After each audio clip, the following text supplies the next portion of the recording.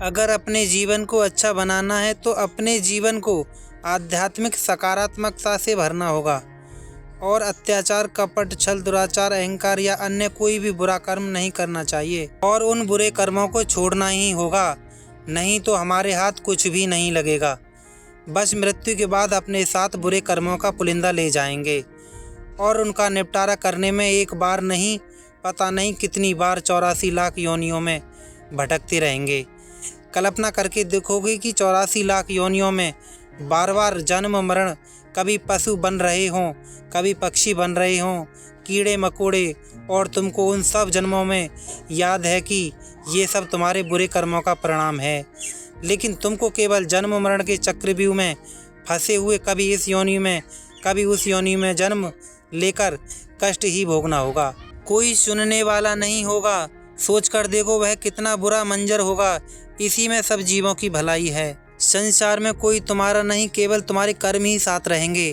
अंत में सब भस्म हो जाना है। इसीलिए अहंकार का कोई स्थान नहीं। जरूरत से ज़्यादा सीधा होना खुद के विनाश का कारण बन जाता है।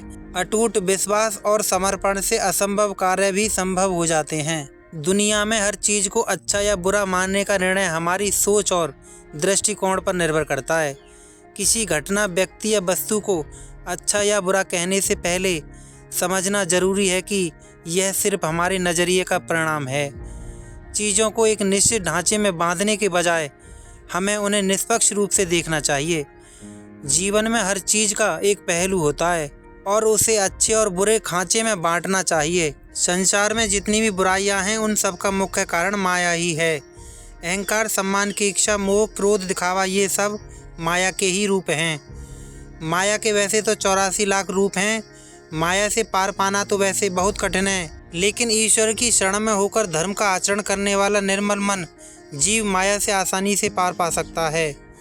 लेकिन जो जीव क्रोध, अहंकार, झूठ, कपट, मोह, इच्छा, मान सम्मान की लालसा रखते हुए माया से पार पाने की कोशिश करता है, वो कभी माया से पार नहीं पा सकता। 84 लाख योनियों में ही भटकता रहता है। अगर आपको कृष्णवाणी पसंद आई हो तो चैनल को सब्सक्राइब, वीडियो को लाइक, शेयर कर दें।